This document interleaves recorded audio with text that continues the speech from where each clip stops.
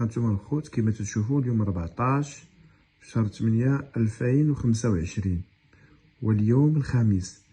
هانت هذه النمره ديال هذا الخائن الوطني هشام. شنو قلت لكم؟ بانه مرتو راه هي اللي معاه، وهي تي تبتز عباد الله، وهي دابا تشوف له في التليفون، وهي تتصل بالناس.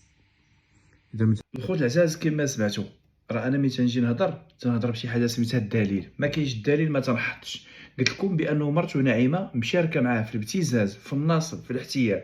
الان هو داخل السجن، والرقم الهاتف ديالو خدامه معاه انه تتبتاز واحد اخرين. دابا شو تتقول لهم؟ على ما وصلني بانه راه قال لكم داخل السجن، الا ما عطيتوهش قدا وقدا راه غادي يحط لكم وغادي.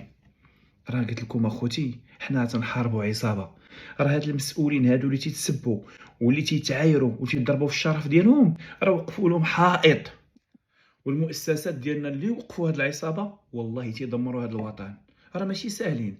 نزيد نقول لك واحد الحاجه، انت مراه، وهاد المراه هادي اللي هي جوجة استاذ نطيري، اللي هي ختنا مغربيه، بغا اللي بغا وكره اللي كره. دابا انت مراه ودايره الحجاب وتتحطي مراه مصوره في العرس وتتكتبي عليها. ما حشمتيش.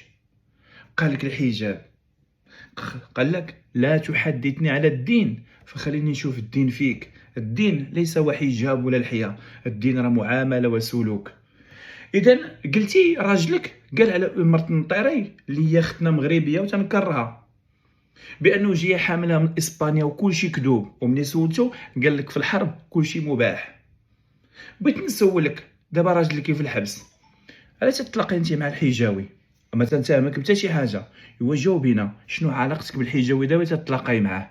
خوتي العزاز، مازال ما حطيت والو، تهلاو لي في راسكم.